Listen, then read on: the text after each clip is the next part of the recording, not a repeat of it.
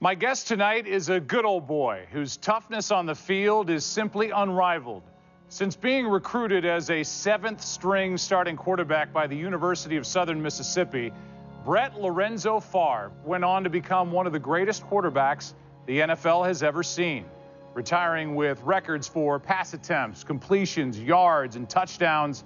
He earned 3 consecutive league MVP awards and started a record-setting 321 consecutive games.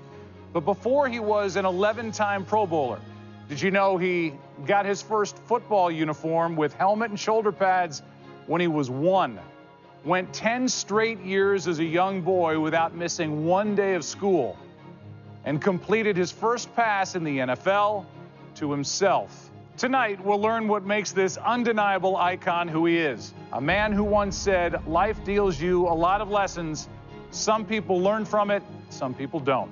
Please welcome Super Bowl champion and Pro Football Hall of Famer, Brett Favre.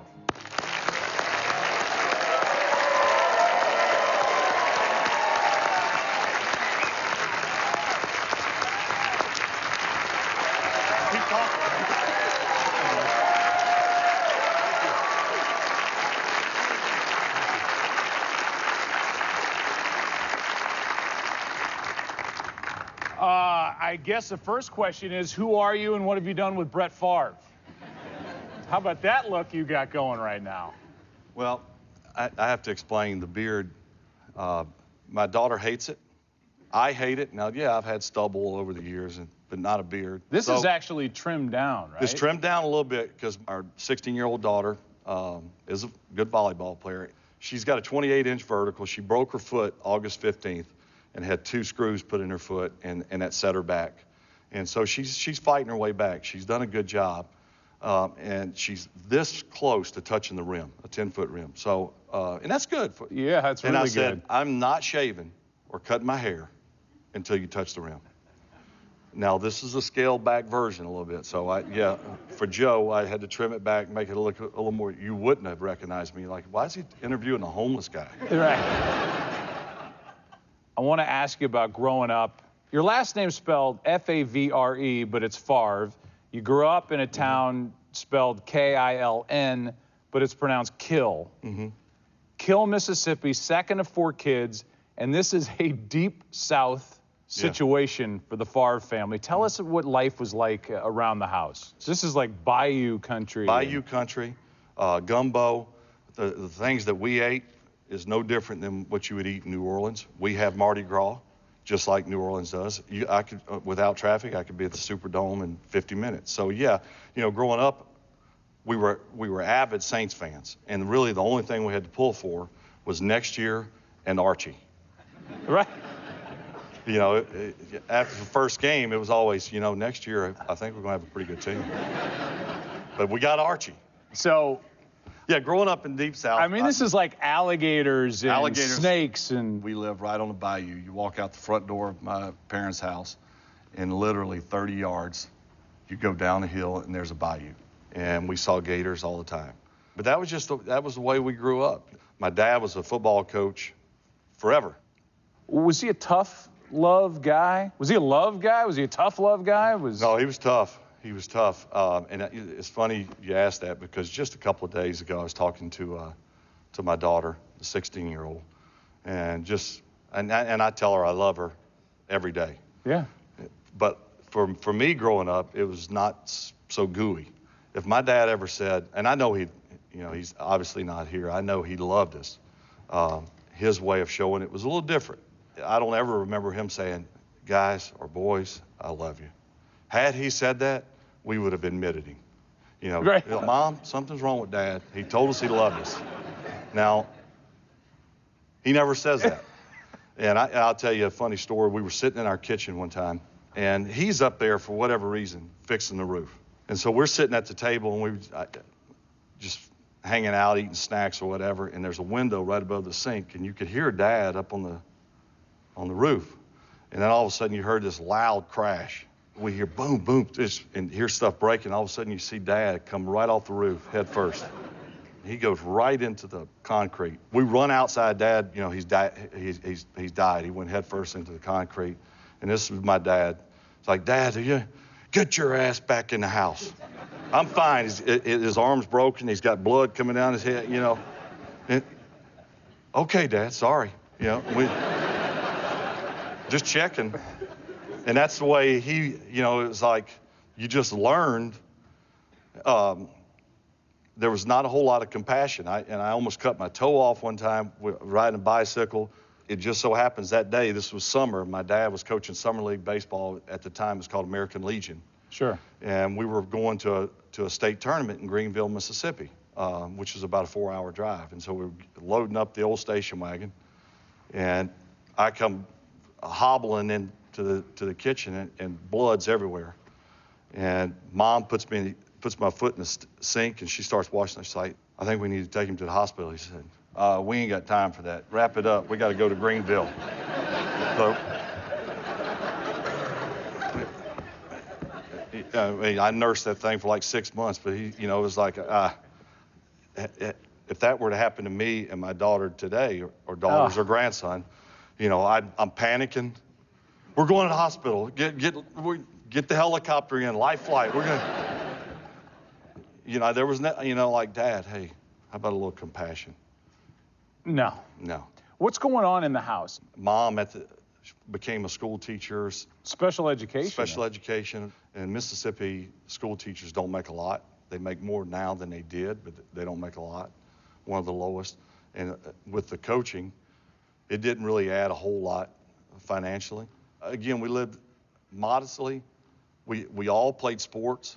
They were always at our games. They never missed games. And I actually started out as a receiver, and it was 5th grade, and it lasted a play. And they throw me the ball, and I jump up, and I catch it. I couldn't tell you how many yards. I couldn't tell you anything. All I remember was falling on the ball and knocking the wind out of me. And I cried like the biggest baby. I thought I was dying. You know, you ever have the wind knocked out, you think you're dying. And I thought, I don't want to play receiver anymore. And so later that day, it was like a jamboree type deal. I played quarterback, and I ran for a couple touchdowns. I don't think I threw any, but I thought, you know, this is pretty cool. I like this. So is pro even on your mind at this point? I'll be completely 100% honest with you. My goal, and I mean, it wasn't even a goal. It was like, it's just when I get old enough. I was playing pro football or pro baseball, and that was it. At the time, it was I was going to play for the Cowboys. I was a huge Cowboys fan. Roger Staubach was my guy, and sure. I would say, yeah, I mean, I was matter of fact. I never looked at the odds. I mean, that never mattered to me. I was like, you think about the odds. I don't care how good you are as a 7th grader. You know, size, ability, whatever. You got to think. Still, it's tough odds. You know, there's a lot of stuff that has to kind of fall in place for you to, and you have to be good. And I never wavered from it. Nothing was going to stop me from reaching my goal. You're a guy that as a kid didn't miss a day of school for 10 years. Oh, the drive is tremendous. No, I did miss a day of school. I never missed practice. I never missed games. Did I like school? No. You know, I wasn't a model student. I just assumed that everyone knows that I was bound and determined that nothing was going to stop me, no matter what. And that's the truth. Back then, your own dad was your high school coach. Mm-hmm. You find your way to quarterback. Your dad was a hell of a baseball player. Mm-hmm. He's got to know you've got a great arm. Mm-hmm. You've always had a rifle arm. In high school, you guys didn't throw the ball at all. No. 3-4 times a game, maybe, if that? Maybe. Ran the wishbone. Most people don't even know what the wishbone is. is. So, I mean, a wishbone quarterback, you're athletic, you're running, you're getting hit, and maybe you throw it every once in a while, but your way out is to go to some college and then hopefully move on. At what point do you know you're good? And were you ever in a position in this system, if you want to call it that, to know how good you were as a high school kid? Probably around my junior year. I knew baseball, I felt like much earlier. I had something maybe the other kids didn't. I could play all the positions. Granted, my dad was an exceptional baseball player, and when I first remember walking or doing anything, it was baseball. I mean, look at this picture, though. How old are you there, would you say? 17. I mean, you're big. I mean, you're put together. You're filling out a uniform there. And at that time, I was throwing low 90s. And I say that because I was a little erratic. So you didn't want to be batting against me. Was it realistic that you could have been Brett Favre? I think so, yeah. I think so. Guy? I had a full scholarship to Southern Miss to play football and baseball. But that came late. It came late. My offer came the evening before the actual signing day. The reason is nobody saw what you could do. You're kind of this hidden gem down there. Nobody knows you've got this rocket arm throwing a football. You end up at Southern Miss because, in essence, your dad had played baseball there, and he had some connections, and there was somebody that saw you that got up on the table and said, we need to bring this kid into Southern Miss. But this wasn't some big recruiting effort. You were fortunate to get that opportunity. Mark McHale was the offensive line coach at Southern Miss at the time. Mark McHale's recruiting area was South Mississippi. He says to my dad, he's like, if you want me to sell your son to Southern Miss, I got to see some stuff on film. Again, he's saying this to your dad. He's saying that to my dad. Because he's your coach. Right. Like, let him throw the ball. Yeah. He's like, I tell you what, you come and watch him in pregame, and you'll see he can throw. Thanks, Dad. Because McHale's like, all right, yeah, okay. So he came to pregame a few times, and I mean, it was not a structured, like, passing, coordinated deals. I'm like, hey. And I throw it 80 yards. So Mark McHale's like, I couldn't tell you if he's accurate, but this guy can sling it. And I had touch. I really did. But I thought touch doesn't get you attention. Knocking a guy's face mask gets you attention. So I'll show the touch later. I got to break a few fingers now. My philosophy was do something that is going to, wow them and worry about you. You got to get the attention first. So if maybe it's some unbelievable slam dunk, you may not be able to shoot worth anything. Or a 4-1-40, you may not be able to catch a cold. As you know, I mean, if make an scouts, impression. If someone can throw it 80, he's worth a shot. You show up at Southern Miss, you're 7th on the depth chart. I was last. I say 7th. Several guys got hurt, or were on inactive or whatever. So really, I was probably about 10th, but these guys were not active. So yeah, I was last. So you're last. You show up there. You're having a good time. You're in college, and the legend is when you finally get a shot against Tulane, you come in, do a Brett Favre, first taste of a Brett Favre comeback win and a big rally, and you do it hungover. I'd had a couple of beers the night before. Honestly, I had about 2 or 3 beers. So we go pregame warm-ups, and I'm sweating bullets, probably reeked like a beer keg. And right before the end of the second quarter, right before halftime, we're down 17-3, and the head coach, Jim Carmody, looks over at me. And it was really an ugly day, and he's like, you get loose, you're going in. Well, I think I still had a little loopiness in my, because I was like, damn, he wants me to punt. I was a backup punter. I thought, why in the hell would he put me in at quarterback? So I was over there stretching my leg. Not throwing at all. Not throwing at all. And I'm as flexible as a 2x4, so I'm over there doing these. And I'm kind of feeling I'm kind of like, a little second wind. I'm going in to punt. I think back now, I'm like, what an idiot. No one goes in as a backup punter. It's not like, no matter if you're up by 50, they don't say, hey, put Favre in the punt. They still do that. No. The punter always stays in. And that was probably the bright spot for our team that day was the punter. And so we go out the second half, and I go in, and I'll never forget. I'm telling you, when I went in at Green Bay, it was the same exact scenario, but the starting 5 offensive linemen at Southern Miss that year were all fifth-year seniors. I was 17 years old. October 10th, I was turning 18. So I was young. These guys were 22. and they were all just offensive linemen, and you know, can be like slobby and sarcastic, especially old ornery ones. It was a small crowd, as it always was at Southern Miss, but everybody was kind of like, you know, yeah, all right, try something new, you know, come on. So Really? I go in the huddle, and I'm like, all right, guys, we're going to win the game. And they were like, hey, just shut the hell up, call the play. We ain't got time for this shit, come on. I was like, oh, okay. So I'm running around, and we came back and won the game. We didn't run shotgun back then. It was option, toss sweep, sprint out throws, very little drop back reading type stuff. They still don't know what you can do. They right? still don't know what I can do, but I think they got a taste of maybe we don't want to tell him anything.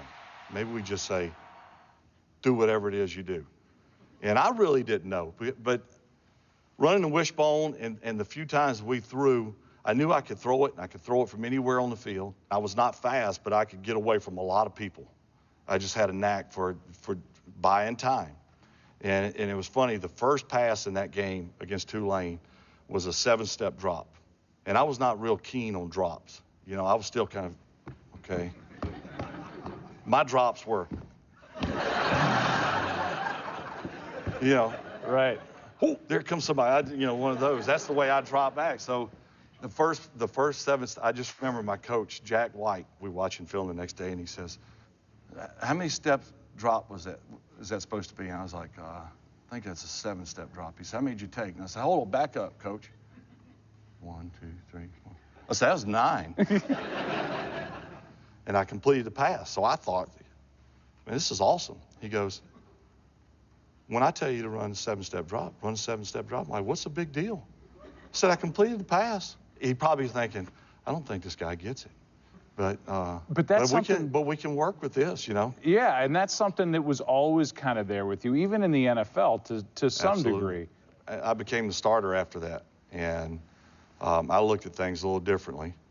Did I party? Yeah, I partied, but not the night before. That was really the only time I ever did that. But I started all 4 years in college. I threw for 52 touchdowns. I think it was 52. Guys throw for that in the season or less now. And I started all 4 years, so we didn't throw it a lot. You're drafted 33rd overall by the Atlanta Falcons out of college. Now, look at this. You want some shorts like that, don't you? My God, there's so much going on here. This, first of all, I catch all kinds of hell over this. But everybody who was around then dressed the same way. Yeah. Had a little mullet. That's a full-on mullet and fucking jorts. This is Brett Favre world. I am now an Atlanta Falcon wearing jorts. Check out the cordless phone with the pull-out antenna. Yeah. Back then, I don't even know if they do this anymore. So you get drafted. The next day, you fly in to wherever, and you have like a little mini camp. Well, there was 2 flights out of Gulfport, Mississippi, that would go to Atlanta. And I was on the first flight. Well, something happened to the flight, so it gets delayed. So I get there right at the end. So I go in, I throw my shorts, grab my helmet, and I run out, you know, and I'm like, oh, this is not good. Jerry Glanville's out there, and he's got his back to me, and he's got his hat on. He's got his dark sunglasses on. Turns around, and he's like, oh, Mississippi. Mississippi. And I was like, hey, coach.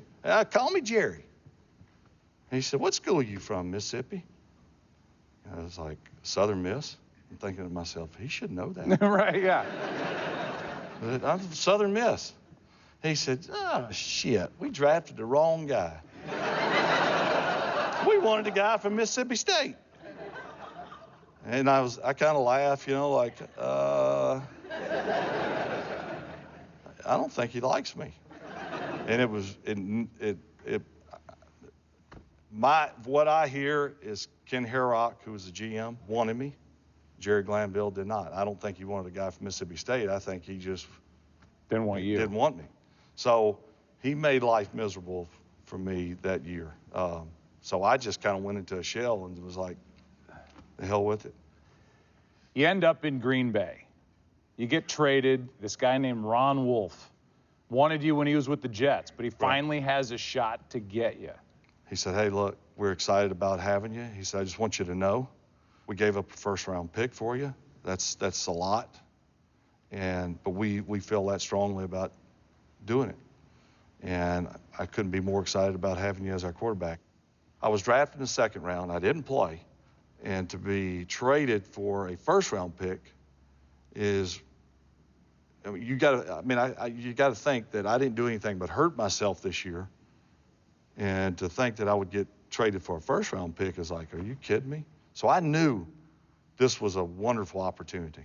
I also knew that they had been down for quite a while. Well, they had. I think you need to realize that it had been a long time since the great Green Bay Packers were on top in the NFL. So the goal is obviously to win a Super Bowl. But what's immediately in front of you? What is Brett Favre? What do you have to do to validate this deal in your head? I was a backup quarterback for my first 2 games at Southern Miss and the whole year in Atlanta and the first couple of games in Green Bay. And I didn't like it, to be honest with you. I just wanted to play. It didn't matter how. And I always thought to myself, if I get in, the next guy will never get in. I just knew that. And I knew I wasn't the tallest, the fastest, the strongest, although I had, some of those qualities, but I knew no one could outthrow me. It's not until you come in because Don Majkowski, the Magic Man, gets hurt. You guys are playing Cincinnati. You're down. It's like the Tulane game. Absolutely, just like it. 17-3, something like that. Brett Favre certainly has his work cut out for him today. Favre unlooses it and gets it to Sterling Sharp to the 46-yard line. So with their best receiver out of the game from the 35, 19 seconds left. Favre pumps, throws, touchdown! Is there a spark of life in Green Bay? This is the first taste that everybody gets of what you can do. You know it somewhere down deep. I imagine your head spinning when you come into that game. Yeah. But you get it done. You get the team down the field. Wasn't pretty, but I got it done. And what happened after that was exactly what you said a moment ago. The guy never got the job back. Right. The next week starts a run of 297 consecutive starts regular season in the NFL. 10 years of school, 297 starts. You get this thing started, you get the comeback win over Cincinnati, and now you start to feel it, and you've always wanted this championship to happen. What would winning a championship mean to a young Brett Favre? For me, I felt like more than other guys. It meant really validation. That it was real, it was authentic, that this guy is just not a gunslinger. He's a guy who can win the championship. And lead. And that more than anything, I think over my career has bothered me more than anything when I have heard lack of leadership or whatever. And I haven't heard that a bunch. Where I think my biggest asset or quality is leadership. Production always helps, but if guys really want to kill for you and just are committed to you and love you, as I was to my teammates, great things can happen. And what leader is doing any more than you if every week you're showing them, come hell or high water, I'm dragging my ass out there to play? I'm playing no matter what. And there's nothing that I won't do for you. I'll block, I'll tackle, I'll hand off. I don't need to throw. I like to throw. I don't need to throw. And I'm going to have fun. And I'm not going to celebrate without you. In '93, you guys are bringing it together, but you lose in the postseason to Dallas. Mm-hmm. But right? You know that this thing is building. We're knowing. Yeah, we're starting. You don't know yet. We're sensing that, first of all, we're here. I mean, this was really a starting with Ron Wolf, Mike Holmgren, new quarterback, additions, subtractions along the way. I felt like if it's not there, I can make it there. I can find a way. There's one example. We played the Bengals several years down the road after I started. We're playing them in Green Bay, and it's right before halftime. We're in field goal range, but we have one play. Holmgren's talking to me, and he's like, all right, look, we're going to run change left, A right, 51, halfback Texas. Mike says, if it's not there, do not throw it. We got a field goal. Do not throw it. I said, okay, Mike, no problem. So as I'm running back on the field, I thought to myself, it ain't going to be there. You know, they're not going to give us that. But I'm going to make it there. So we get in the huddle, and I said, hey, change left, A right, 51 halfback Texas. I said, Mark, run the middle read. It's cover 2. You know, and when I hit 5 steps and hitch, I'm throwing it to you no matter what. So the rest of you, I'm throwing it. And I'm going to throw a rocket. And sure enough, I mean, there was no ifs, ands, buts about it. I took 5 steps, looked off, and I just threw it like right at that camera as hard as I could. I thought, no one's going to see this ball. And Mark Ingram caught it, like the backer was right here. Mark's running this way, and he caught it just like that. There's a man. He's wide open. Touchdown. It is caught. And scores. And, you know, I'm doing one of these. You know, and really what I was thinking about was, damn, it worked. Right. You know, I can't believe it. People don't realize sometimes I'm celebrating. I'm thinking, damn, this worked. And thank God, because Holmgren's got to be pissed. So, sure enough, you know, I go to the sidelines, and he's like, what did I tell you? You know, but it was like, and Mike would tell you if he were here, it was like, you know, I wanted, but damn it, it worked. Hey, right. I mean, good throw. And again, there was times where it didn't work, but I was willing to take that chance because I trusted my ability, and that's a big part of it. And I was bound and determined, and no one was going to stop me, and it worked out. I never looked at things from, boy, I don't know, you know, I don't. You weren't scared. No. During this time, what are you getting from home? Bonita, your mom, is the love giver. What's your dad telling you? Is the word proud? Is the word he was proud? My goodness. Did he proud. say it, or did you just know it? He would ride over with me to the stadium, and it was always funny when he tried to give me passing advice. I mean, think about it. My dad, you never threw the ball. Yeah. You're telling me how to read defenses? I mean, give me a break. I look back and I laugh, and I have fond memories of even the toughest of times. There were some games I played pretty damn good in, and after the game, he'd ride back to the house with me. And I never went like 28 for 28. But there were some games I played pretty close, you know, and of course, I was used to my dad. He's riding back, and, you know, hell, that wasn't bad, but shit, you can play better than that. And it got to where it was almost comical. Like, I see where this is going. He may have told you when I wasn't around, that damn boy's playing good. You know, I'm really proud of him. He may. But to me, I don't know if that was fear of, if I tell him that, then he's going to kind of just coast. And, you know, I want him to always be hungry for the perfect game. 94, 95, you get to the playoffs. You lose again to the Dallas. They're the Dallas Cowboys. Troy's there. Yeah, Aikman, they were good. It's a great time with the Cowboys. You know, Elway's still around. You're in Green Bay. There's a fun time in the NFL, but you keep climbing, there's Dallas. Climbing, there's Dallas.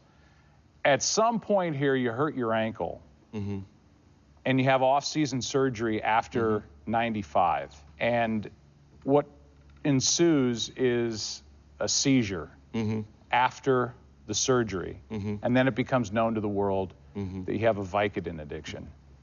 How did you get to the point where you were addicted to Vicodin? Well, we've all known or been a part of addictions and things like that, and a lot of times before you know it, it's on you, and that was the case for me. I think the first time that I remember pain and pain management, we played Philadelphia in Milwaukee at County Stadium. Reggie White is on Philadelphia's team. That tells you how long ago. And right before the end of the first half, he tackles me, and my left shoulder is separated. And it was a third-degree separation. It hurt like hell. And the half was over. I go in, and they give an injection in my shoulder. Not uncommon. And it felt fine. When it wore off and I played the second half. When it wore off after the game, it felt really bad. And so I took some pain pills. And I kind of liked them. It made me feel better. It made the injury feel better. And I'm in a business that justifies, for the most part, you know, my ankles hurt, my shoulder hurts, or, you know, I just got tackled, you know, or sacked 4 times. It's hard to argue that. And so I, you know, slowly but surely increased my load. I realized that 2 didn't make me feel the way they used to, so I needed 4. And so on, and eventually this was probably a 3 to 4 year span, so it was not overnight, where I was taking 15 Vicodin ES at one time every night. All at one time. I just took them like this. Is this just to get to sleep? This isn't like to go have fun. This was now just the way I lived. This was right during, I think I had won 2 MVPs, and we started having a lot of success. And so I stayed up all night. I would sit there and watch TV all night, and then go to practice next day, and I'd lean back into the wall and take a nap. I mean, I was bound and determined to lead this team, but I mean, I was also functioning on maybe an hour sleep. And that's what ultimately the first seizure was a lack of sleep, more or less. Deanna, who you've known and been with, in essence, since you were a little kid, is saying it's me or absolutely the addiction, and you picked her. And this is the thing about addictions, too. Usually the person who is caught up in it is the last to know that everyone knows. You think that no one knows you're drinking and driving. You think that no one knows you're taking 15 Vicodin ES at one time, and you're staying up till 4:30 in the morning, and no one knows, and that you're sleeping in meetings for a reason. You know, you just go about life, you think no one knows. She knew. In fact, she was flushing pills down the toilet from time to time, and I didn't know it. I mean, that just made me work harder to find them. But she was trying to save me, but, you know, ultimately I had to save myself. I spent 72 days in rehab, and I can't say that I wanted to get out way before, and I fought them tooth and nail. I thought I knew it all. Then it was like, you finally bought in. And then I was released, and I was like, yeah. But I never went back to it. And they were right. And thank God that I bought into all the things that they were saying. But you come out of that clean, and you vow that you're going to win the Super Bowl. This is leading into 1996. Yeah. Not only is the team really good, but is there a renewed focus on your craft, or was that always there? I was a lean, mean fighting machine at that time. I mean, I was free and clear from all drugs and alcohol. I mean, and it was kind of scary. I thought, damn, I've been pretty good and don't really remember. I'm going to be damn good now that I can remember. I'm as ready to go as I've ever been. Which leads to Super Bowl 31. Bennett, the lone setback. 2 tight ends set up for the Packers, and Favre back to throw his first one. Rolling deep, has a man open. Andre Rison does the dance in, and Favre got settled down in a hurry. That is the way to settle down when you got a strong-arm guy and you want to settle him down and he's anxious. Just show it. Here's Favre. Antonio Freeman, they're not going to catch him. Touchdown, Green Bay, as the Packers recapture the lead.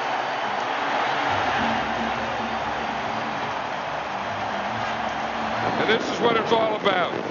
Winning a championship, the greatest moment of your life. You'll never forget it. They could never take it away.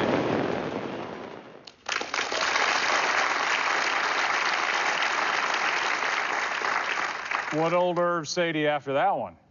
He was a little more upbeat. A little more upbeat, yeah.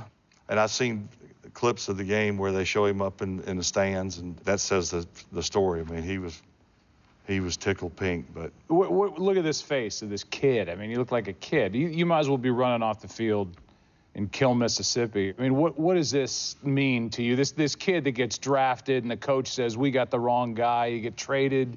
You've been through this Vicodin addiction. Yeah. You vow you're going to win the Super Bowl, and you do it. I always believed in myself. There were always times where that was questioned. You know, you're sitting in rehab in Topeka, Kansas. You're humbled greatly, but there's still hope. There's a second chance. You haven't lost anything. They still want you back. I'm proud of my career, and I wouldn't change anything, good or bad. Look at this quote that's on the wall. Life deals you a lot of lessons. Some people learn from it, some people don't. Sure, there have been people in your past that you've seen fail to learn a lesson. You know, it seems like this quote applies at this juncture in your life. I got so many mistakes that I've learned from, and that's all I speak from. I mean, my experiences, and so, I mean, life, you're always learning. You're always learning. You never get it completely. You win 3 straight MVPs, but things start to change after the Super Bowl. You guys are still good. You never get to the mountaintop again. Things are changing in the front office, in the coaching ranks. You lose a really big ally. I know you butted heads at times with Mike Holmgren, but he's gone. Now he's in Seattle. Andy Reid was a confidant, somebody who loved you, big Favre guy, and he's now the head coach in Philadelphia. You look around and you go, where'd everybody go? And not many guys can say that, you know, because usually you're the ones going. 2003 rolls in. I've lost a parent. I lost my father, who was my best friend and my mentor, somebody I learned what I do from. I knew that he was going to die. A night I went to work, and I was waiting for a phone call. Your father passes away, and you have a Monday night football game against the Oakland Raiders. All I really thought about was, what has just happened? When you think about it, you're on the biggest stage anyway. And your dad passes away, and so play or not play, that's an issue, and you're not home. Everything's corresponding via phone calls, texts. You know, how, what happened, where, what, I mean, what, just, then you go, hey, God, there's a game that we have to win because we're in this playoff hunt. And, but then you start thinking about your dad, and, you know, just should I be there, and all this stuff. And so we go out, and you know, Oakland fans can be kind of tough. I've read that. They can be real tough, not only to the enemy, but to their own. I knew that, and so, you know, that did cross my mind. Like, I'm not in the mood for, you're an asshole. You know, you don't want to hear it. Well, when I go out early, there's this mass of Oakland fans, and I mean, literally standing ovation. And as the crowd continued to grow, I had chill bumps. I mean, it was an incredible show of respect and humanity. Yeah, and I'm like, Oakland? I mean, I didn't say it like that, but I'm thinking to myself, you have got to be kidding me. That, you know, this is incredible. And so I'm so nervous that I'm going to fail by playing in this game, that it was affecting me. Because of all the games I've ever played in my life, the pressure to play my best in this game has never been higher before or since. Playing in the game was not honoring my dad. Obviously, winning was important, but playing like I had never played before, and that was going to be hard to do, was what I needed to do to honor him. That's the way I felt. And I didn't think I could do it. And so finally I said, just turn it loose, man. Just turn it loose. So under tremendous emotional duress, Brett Favre goes to work. And Favre throws, and that is caught by Wesley Walls for a touchdown. And Favre going deep into double coverage, and it is caught by Javon Walker. On a night like tonight, this has to be the greatest place in the world for Brett Favre to be. He's right.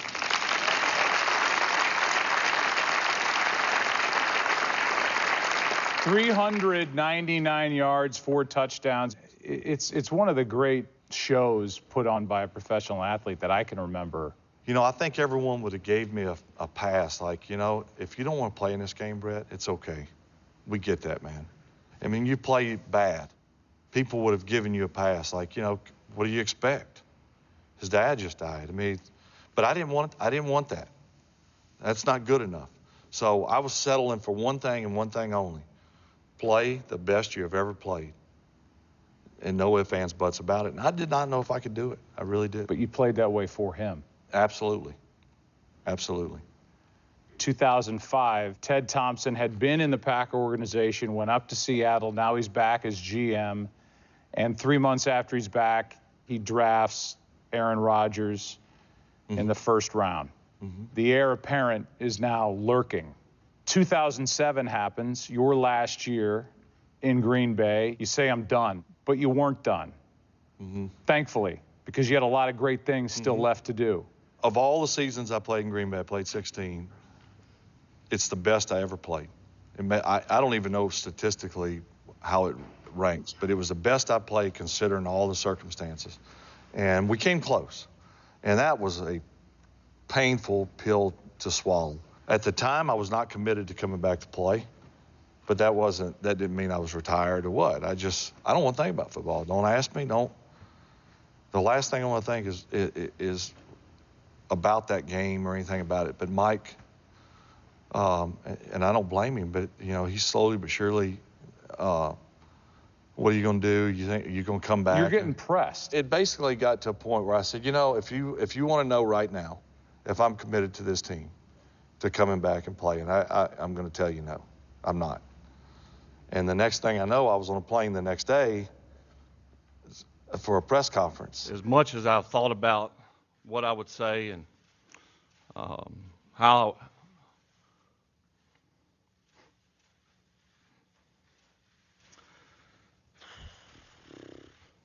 I promised I wouldn't get emotional. I am officially retiring from the NFL and Green Bay Packers. And I remember flying home from Green Bay, and I was thinking, damn, that was fast. I mean, my goodness. Then I really started thinking about the finality of it, you know, like, yeah, damn, what did you just do? You know, at the time, yeah, I'm not really committed to, you know, if you want me to come to minicamp, but, you know, give me until June, and maybe things will change, because I can't go out that way. But you're under contract, so you want to come back. They've moved on, and the only thing that can happen now is if you want to play, the Green Bay Packers have to trade you. But they're not going to trade you inside the division, or really anybody they have to deal with. I said, so I see where this is going.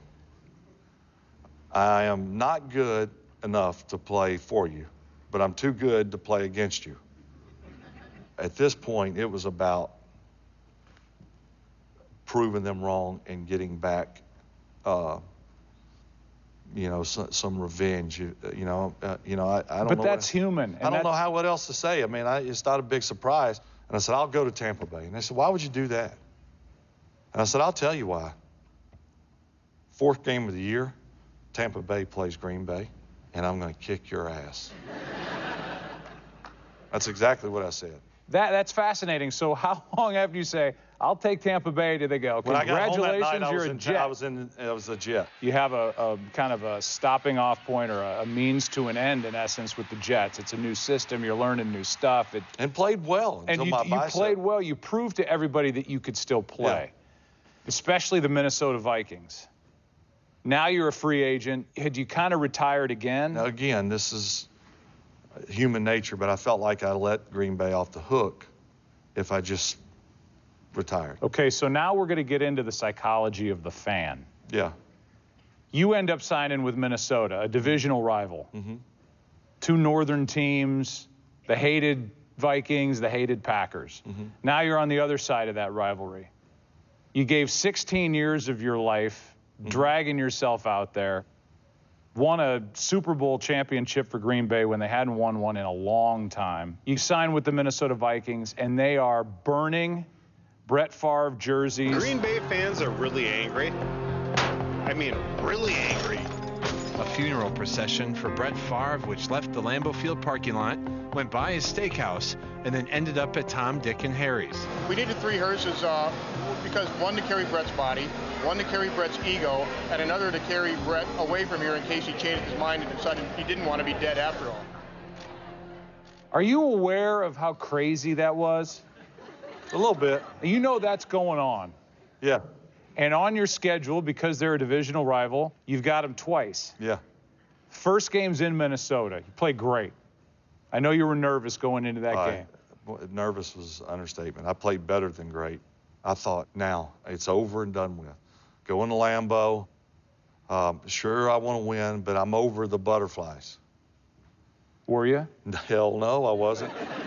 I was about to do number 2 in my pants, man. I was, When you walk into that stadium, and maybe more importantly, walk out of the locker room onto the field. Oh my gosh, I can't explain to you.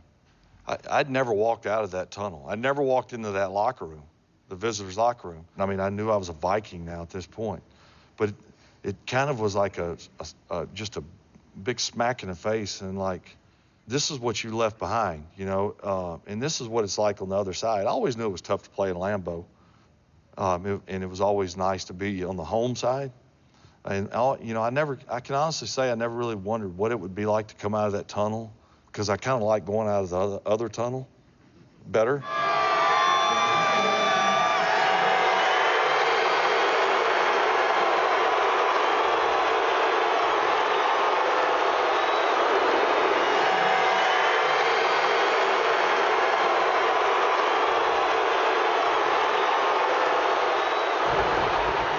Favre to throw it. Unbelievable protection. Throws into traffic. The catch made by Harvin. He cuts it back the other way and into the end zone. Touchdown, Percy Harvin. Favre on 3rd and goal. Throws a touchdown to the tight end, Jeff Dugan. 3rd touchdown pass today for Brett Favre. You had 7 touchdown passes against them that year. This is like kind of legacy stuff, right? I mean, this was part of. Yeah, and mentally, vindictive. I'm like, you know, there's some big shit on this game. I ain't talking about money. You know, pride. You know, I got to prove that I still have it. Which you did. This wasn't just great work against the Minnesota Vikings. This was a year where statistically it was your highest rated year as a quarterback. Well, 2 years prior was the best year I'd ever had, in my opinion, with the Green Bay Packers in my 16th year. That was the best year I had in 20 years.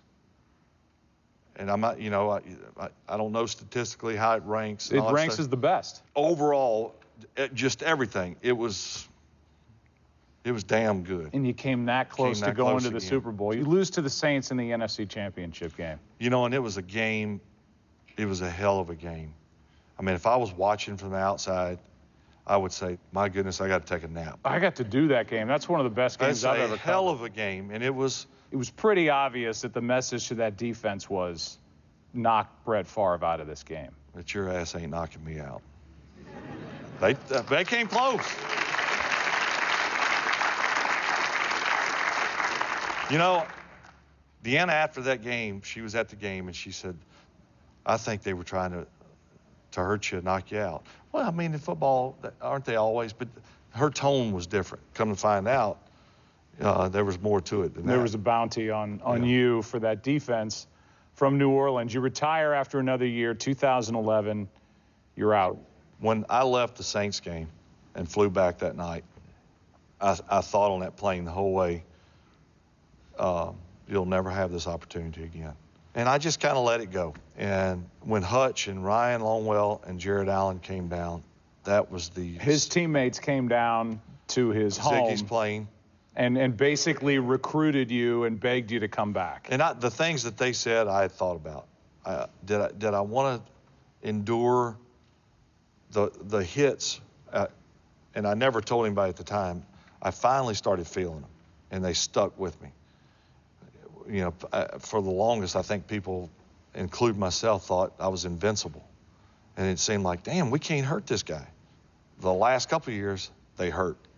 And I didn't like them. And they stuck with me longer and longer. But I also thought, if I don't go back, I'm going to say, what if I'd have went back? We'd have won it. You know, people would say that. We'd be sitting here talking about, no doubt. You know, with the team y'all had you gone back, you guys had a good shot. And that would have drove me crazy. Well, you know that it wasn't to be. We won 4 games or something, and I got beat to hell, and it just was not good. But as much as people want to say, I bet you wish he didn't play that one, I'm glad I did, because I know. Whereas if I didn't, I would have said, you know, I'm always going to regret not going back that last year, because I played outstanding. How could you not say I still got a little left in the tank? And I mean, maybe I had something left in the tank, but it just wasn't meant to be, and that's what I needed to know. One of the greatest nights I've seen as just a viewer of sports on TV was this past year. So in 2015, when they retired your number at Lambeau Field. It could not have been better. The weather was outstanding. Meaning it was like between rain and snow. It was like, I mean, it could have been a little worse, but it was like only in Green Bay.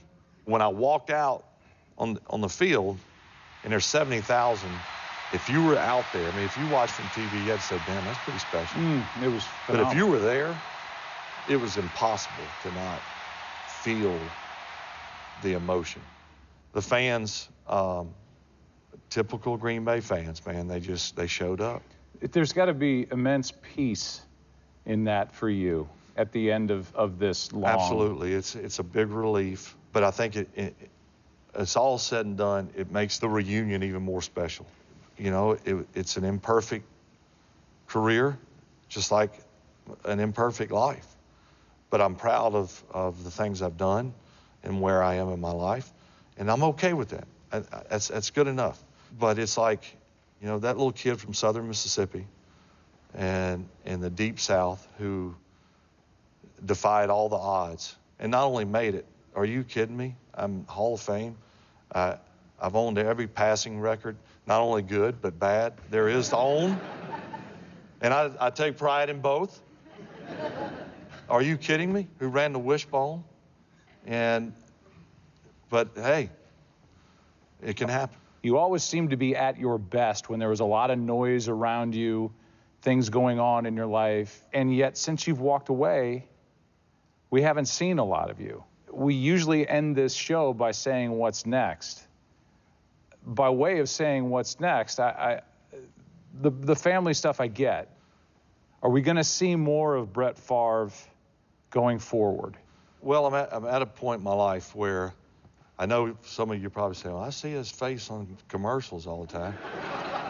It's good money. I don't know what else to tell you. So, but there's no apologizing for that. We're good.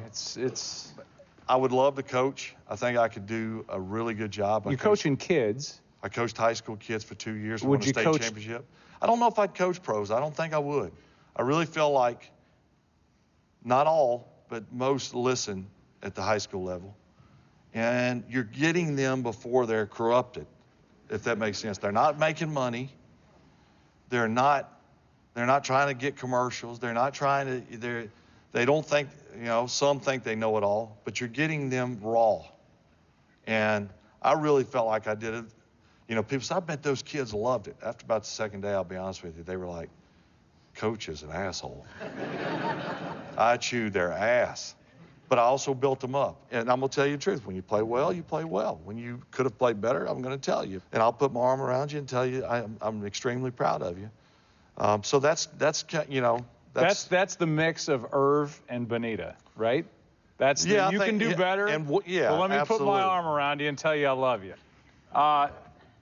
We have fun questions to end this let's thing. do it. You ready? It's kind of a would you rather right away.